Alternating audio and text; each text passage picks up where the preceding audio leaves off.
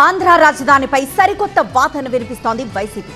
శాశ్వత రాజధాని అంశమంతా చంద్రబాబు చేతుల్లోనే ఉందని చెప్పేసింది. తమ దగ్గర ఒక ఉపాయం కూడా ఉందని వివరించింది.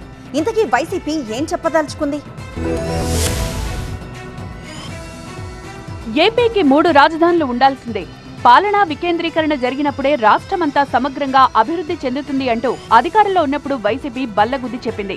తాజా పరిస్థితుల నేపథ్యంలో వైసీపీ నేతలు భిన్న వాదనలు వినిపిస్తున్నారు. ఈ ప్రాంతంలో ఉండడం అనేది న్యాచురల్ కంటిన్యూ అవుతుంది. బట్ అక్కడ అవుతుందా కాదా అనేది అది ఆయనకు సలహా ఇచ్చేది. అంటే ఎందుకు రాష్ట్రాన్ని అప్పుడు పాలన చేస్తాం, ఇక్కడ పెట్టు, ఎక్కడ ఈ రెండింటి మధ్య అనేది అంటే అది మళ్ళీ అదే రీట్రెక్. దీన్ని ఎట్లా ఎన్ని రకాల ఏం చేసినా మేము చెప్పగలిగేది అయితే ఇదే. చంద్రబాబు నాయుడు చేతుల్లో ఉంది. దాన్ని రాజధానిపై తమ నిర్ణయం ఏంటనేది చంద్రబాబు పనితీరుపైనే ఆధారపడి ఉందంటోంది వైసీపీ.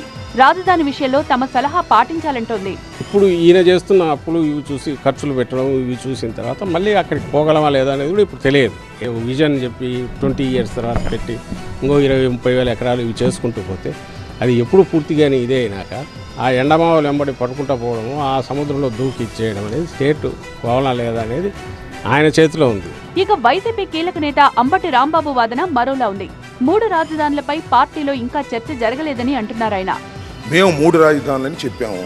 అన్ని ప్రాంతాలు మాకు సమానం అనే ఉద్దేశంతో మేము పార్టీ ఓడిపోయాము. ఇవాళ ఇంకా దాని మీద చర్చ జరగలేదు.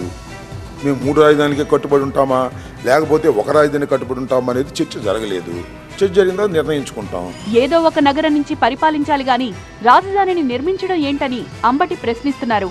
గుంటూరు సెలెక్ట్ చేసుకుంటావా, నెల్లూరు సెలెక్ట్ చేసుకుంటావా, లేక అనంతపూర్ సెలెక్ట్ చేసుకుంటావా, వైజాగ్ సెలెక్ట్ చేసుకుంటావా, విజయవాడ సెలెక్ట్ చేసుకుంటావా? అంతే. రాజధాని నిర్మాణం ఏంటి నాకు అర్థం కాలేదు. రాజధాని సృష్టిస్తారా నాకు అర్థం కాలేదు.